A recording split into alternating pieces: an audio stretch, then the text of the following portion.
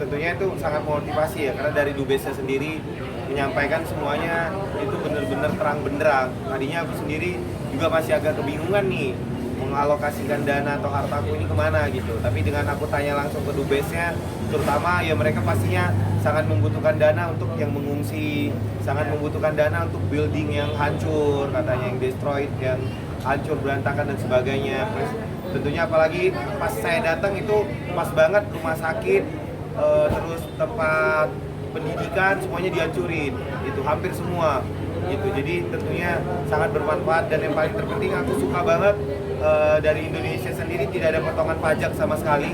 Kan saya bayar pajak ya setiap rekening yang keluar. Jadi untuk khusus Palestine ini nggak bayar pajak sama sekali, dan langsung sampai ke pemerintahan Palestina ya. Dan itu rekeningnya sama United Kingdom Palestine gitu. Jadi benar-benar langsung sama pemerintahan Palestina ya. Jadi itu buat aku semangat untuk bisa berbuat lebih lah gitu. Tapi apa yang membuat ini uang berbentuk uang daripada ini? Kalau yang lain kan ada yang donasi beda-beda. Jadi pada dasarnya donasi obat-obatan dan sebagainya itu aku tanya langsung juga. Jadi kan negara di dunia ini bukan hanya Indonesia. Dan ketika mau menyumbang kepada Palestina itu harus melewati Israel. Karena negara Palestina kan udah dijajah oleh Israel ya. Jadi hanya punya sedikit wilayah lagi, yaitu jalur Gaza tepatnya. Nah, jadi nggak bisa sembarangan, bahkan ada berapa ya, puluhan negara. Jadi kita mau pakai berapa pesawat dan puluhan truk pun nggak bisa masuk gitu. Jadi lebih tepat sasarannya uang, tapi bukan berarti kita nggak dari Basnas, dari sebagainya itu udah coba kirim obat-obatan dan sebagainya, tapi dibatasi. Itu langsung dari Dubes Palestina. Dan kemarin langsung saya tanyakan info oleh Dubes kita yang ada di Palestina, baru akhirnya bisa masuk. Itu pun nggak banyak, nggak semua gitu yang terjadi. Jadi per hari ini beritanya bahkan udah pada ngungsi semua kan. Udah pada 1,2 juta penduduk Palestina udah keluar dari jalur Gaza demi keamanan. Itu pastinya mereka kan harus meneruskan hidup, pasti butuh biaya, butuh fasilitas dan sebagainya. Mudah-mudahan dengan rezeki yang ada kita masih tetap bisa bantu.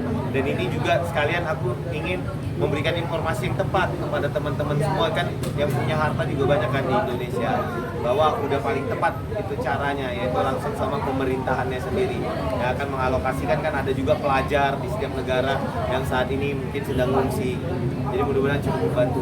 Berarti Papi Ada keinginan untuk ngajak yang lain nggak dalam arti? Aku ngajaknya nggak hard sih, jadi secara soft aja gitu. Tinggal aku perlu jelaskan bahwa aku kan punya teman juga beberapa, termasuk Bang Onim kan. Bang Onim sendiri pun ternyata menyumbangkan uang yang disumbangkan ke orang melalui ini juga, melalui Dubes juga gitu. Ada. Ini banyaknya donasi-donasi dari rakyat Indonesia yang masih ketahan di sana. Ini seperti apa melihatnya? Ya gimana ya, memang saat ini seperti itu kan kondisinya. Jadi kita memang harus banyak berdoa, terus bahwa kita tahu perjuangan masyarakat Palestina belum berhenti, artinya kita pun jangan berhenti berjuang, apalagi sampai lupa bahwa penderitaan di sana itu benar-benar luar biasa. Boykot. Kalau ini memang jujur ya, di rumah istri aku sih yang paling getol dalam boykot. Misalnya dari segi minuman apa, kan dia bagian belanja ya, jadi dia bener-bener berboykot banget. Tapi aku tanya kayak pada guru atau Ustadz Khalid, ya kita harus boykot. Ulama semuanya saya tanya, ada 10 orang, 10-nya bilang boykot. Tapi ada sebagian orang yang salah misalnya, tapi tidak mengharamkan gitu. Tapi per hari ini diharamkan gitu, diharamkan karena ya kalau misalnya melalui dalil bahwa ketika misalnya ternyata hasil dagang itu untuk membantu genosida ini, berarti itu bisa dipatwakan untuk jadi haram.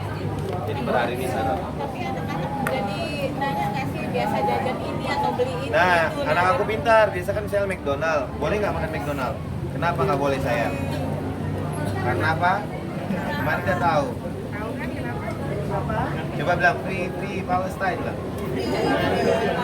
Cepat, 1, 2, oh ya oke. Jadi anak-anak tuh udah dikasih tahu kenapa Udah tahu. nggak boleh. Jadi kalau kita jajan ini nggak boleh ya sayang. Terus dia ngerti kenapa nggak boleh juga kita jelasin.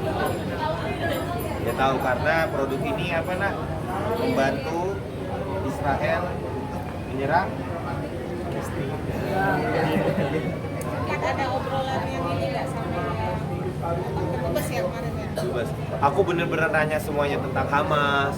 Aku tanya bener-bener semuanya lah, bahwa tentang di framing bahwa Hamas nyerang duluan. Padahal enggak, selama ini hampir 70 tahun mereka bener-bener dibombardir terus gitu. Jadi udah nggak tahan lah. Jadi dan gerakan kemerdekaan Palestina itu bukan hanya ada Hamas, banyak lagi gerakan-gerakan lainnya, Fatah ini, tapi memang yang di framing Hamasnya.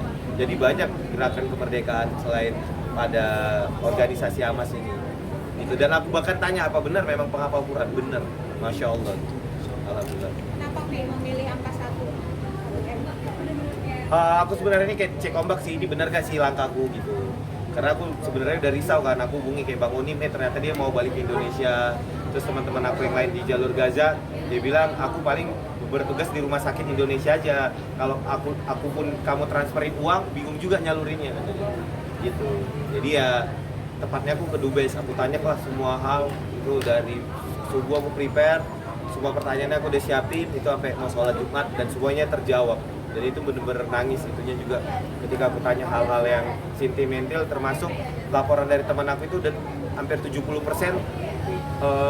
itu musnah bangunan itu, jadi tinggal 30% lagi yang bertahan.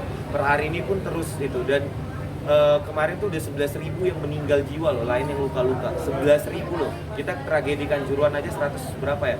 100 segitu aja udah luar biasa kan. Ini 11.000 dan terus bertambah. Ya bisa 1.000 per harinya apabila serangannya benar-benar ke pemukiman pengungsian.